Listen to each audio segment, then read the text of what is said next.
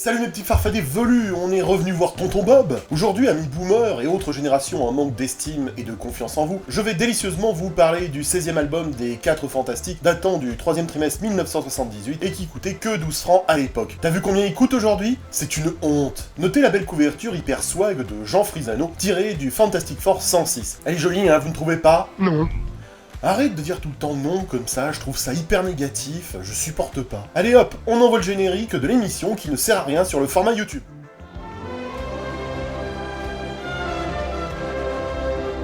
Allez, pas le temps pour ces conneries, on a beaucoup trop de choses à dire. L'album des éditions Lug regroupe les épisodes 101, puis 105, 106 et 107 des Fantastiques. Alors sans plus tarder, commençons par l'épisode tiré du Fantastic Four numéro 101 d'août 1970, écrit par Stan Lee et dessiné par Jack Kirby et ancré par Joe Signott, mais ça on s'en fout. Cet épisode de 19 pages n'a pas été publié dans le précédent album des Fantastiques chez Lug consacré au Prince des Mers. Pour que, me demanderez-vous? Et moi je vous répondrai que vous êtes bien curieux tout d'un coup. Quoi qu'il en soit, la maison lyonnaise a trouvé bon de le mettre ici en introduction de cet album. L'histoire est assez simple. Nous apprenons que la famille du crime, la Magia, a acheté également le bâtiment du Baxter Building et ordonne aux 4 Fantastiques de déménager immédiatement.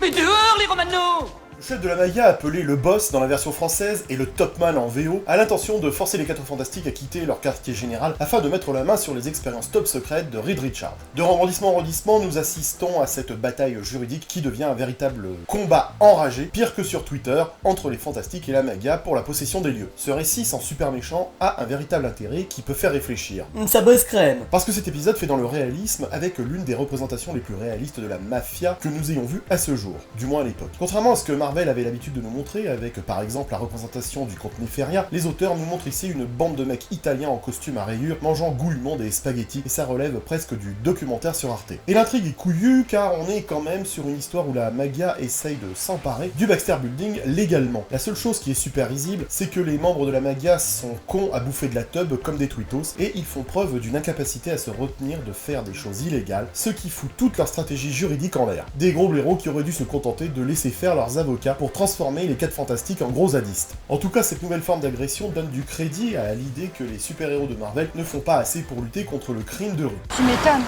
Je trouve ça très original d'avoir fait ce genre de menace toute simple et pourtant super efficace. Notons aussi que les femmes commencent à prendre de l'importance dans le récit. Crystal est la première à échapper aux caisses de ciment dans lesquelles la Magia tente de noyer les 4 Fantastiques, et sans elle, les autres n'auraient pas survécu. Et bien qu'elle ait été renvoyée chez Agatha Harkness, Jane revient botter le cul des méchants à la fin du récit. Dans cet avant-dernier numéro de Kirby, on constate aussi qu'Alicia Master change physiquement. Après de nombreuses années, elle a ici de longs cheveux noirs et elle a enfin mis à jour sa garde-robe puisqu'elle porte une mini-jupe. Ça sent l'émancipation. Je vous rappelle qu'en dehors de ses premières apparitions avec des cheveux longs dans les épisodes 8 et 10 des 4 Fantastiques, elle portait des cheveux courts à mi-long depuis des années. Et normalement, ses cheveux étaient colorés d'une couleur orange pâle ou quelquefois depuis le numéro 79, c'était une nuance brune. Ainsi, dans ce numéro 101, elle adopte un nouveau look pour elle. Et lorsque John Buscema reprendra le crayonnage des 4 Fantastiques, il la dessinera avec les cheveux longs. C'était vraiment très intéressant. Vous avez vu que je fais de la recherche, hein. Alors rien que pour ça, mettez-moi donc un petit pouce bleu et abonnez-vous. La seconde partie de l'album est tirée du Fantastic Four numéro 105 de décembre 1970. Il est écrit par Stan Lee et dessiné par John Romita Sr. Dans ce récit de 19 pages, plusieurs intrigues se croisent avec d'un côté Crystal qui tombe gravement malade et de l'autre une série de tremblements de terre inexpliqués, sans oublier les tentatives de Reed pour rendre à Ben une apparence humaine. La dernière fois que Reed a redonné sa forme humaine à la chose, c'était dans le Fantastic Four numéro 78, mais Ben a abandonné son remède afin de protéger Alicia de l'homme androïde dans le Fantastic Four 79. Ah bah y a de la recherche, hein, on n'est pas sur une chaîne cancer là. Pendant ce temps-là, Jen découvre une étrange créature énergétique. Elle rencontre à cette occasion le docteur Zoltan Rambo qui l'implore d'arrêter la créature mais de ne pas la détruire car c'est un être vivant. De son côté, Reed apprend que la cause de la maladie de Crystal est due à la pollution. Ah!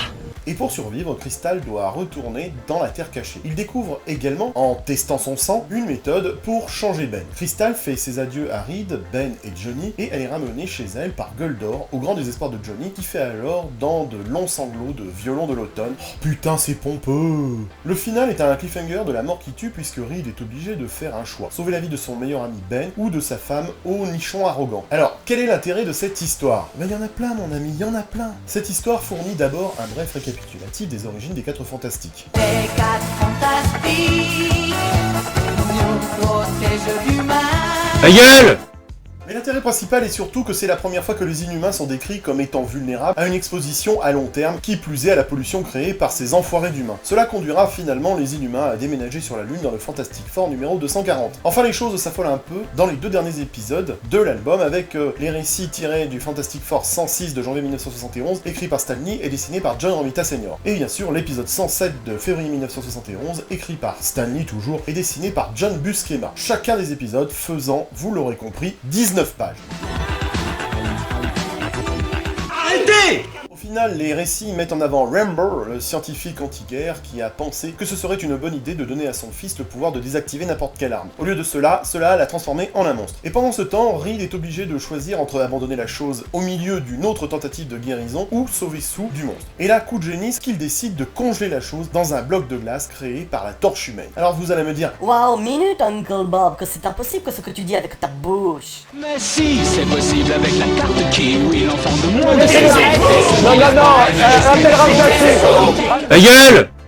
comment c'est possible? Parce que quand même Johnny il fait du feu. Eh bien en aspirant toute la chaleur de la pièce, mes petits amis. Eh oui, le numéro 106 se termine finalement avec Reed et le scientifique anti-guerre guérissant le monstre, mais la chose est toujours coincée dans son bloc de glace. Cet épisode marque la fin de la courte séquence des 4 fantastiques de John Romita Sr. et John Buscema prend le relais. Voilà, je tenaise du verbe tenaiser, à vous le dire. Fin de l'histoire. Dans l'épisode 107, Reed administre le dernier remède à la chose, ce qui permet maintenant à Ben de contrôler ses transformations comme le reste de l'équipe. Il a souvent été dit que la raison pour laquelle Ben rejette les remèdes de la chose est liée à ses amours avec Alicia, parce qu'il pense qu'elle ne l'aime que lorsqu'il est la chose. C'est chelou quand même, hein. L'idée même que les deux puissent faire du cache-tampon dans les replis avec une tub en pierre me dégoûte. Ah, ça me dégoûte! Dans cet arc, nous avons un aperçu de ce que pense Alicia. D'ailleurs, elle exprime son inquiétude au sujet de la chose, puisque du coup, il peut aller pécho ailleurs, maintenant qu'il est devenu un beau quadra, ayant atteint sa majorité sexuelle. Bon, au final, Ben devient plus agressif en raison de l'effet secondaire du remède, fallait s'y attendre, et il devient une véritable menace. D'ailleurs, il commence à jouer les rageux sur Twitter dans les pages suivantes. Nous faisons aussi un tour chez Agatha Harkness, à Whispering Hill, où Franklin affiche ses pouvoirs extrasensoriels. Il peut voir Sue, même si elle est invisible. Ce qui est badass quand même, vous ne trouvez pas? Non. Et voilà qu'un personnage appelé Janus se présente au Baxter Building et tente d'entrer dans la zone négative, car c'est la seule fucking entrée sur Terre, et elle se trouve comme par hasard dans le laboratoire de Reed. Sauf que Janus, eh ben le lecteur, il sait pas qui c'est. Les 4 Fantastiques semblent le savoir, mais pas nous. La raison en est que Janus a figuré dans l'un des numéros des Fantastic Four, sur lequel Jack Kirby travaillait lorsqu'il a quitté les 4 Fantastiques. Ce qui est un peu con au final, car le gars est introduit dans l'histoire comme ça, sans qu'on sache quelque chose sur son passé. Il paraît qu'en 2008, Marvel aurait publié sous le titre de The Lost Adventure, une histoire qui présenterait le passé de Janus à travers des scènes de flashback de l'histoire jamais imprimée auparavant. Voilà, cela faisait longtemps que je n'avais pas parlé de ces bons albums des Fantastiques, et c'est chose faite aujourd'hui. Si vous êtes encore en train de mater cette vidéo, et que vous vous êtes farci mon humour foireux, c'est que vous êtes les élus. Car pour goûter à ce qu'il y a de meilleur, il faut le mériter. Blague de boomer! Lâchez un post-blow si vous aimez mon flow, commentez la vidéo au lieu d'être passif, n'achetez pas chinois, et je vous remercie d'être aussi nombreux à soutenir une petite chaîne comme la mienne. Au passage, allez voir les autres petits youtubeurs qui font de la qualité par leur travail, et bien évidemment, je vous renvoie vers mon copain le French Geek ou mon ami des comics de Fred qui partagent à leur façon leur passion des comics. Putain, ça veut dire qu'il faut pas que j'oublie de mettre leur lien en description. En regardant nos petites chaînes de passionnés, ça veut dire que vous aimez notre travail et vous démontrez aussi par votre présence qu'avoir beaucoup d'abonnés ne donne pas forcément, voire aucune légitimité aux gros youtubeurs. La preuve, vous écoutez mes conneries chaque semaine alors que je suis un tout petit youtubeur. Je vous remercie de tout mon cul pour cela. Oh putain, c'est pompeux! Allez, je vous embrasse très fort, mais sans la langue. À bientôt mes petits farfadets poilus. Non, appelle Raph Jafri. Appelle Raph Jafri. Mais enfin, ça va pas! Mais c'est juste insupportable! Arrêtez!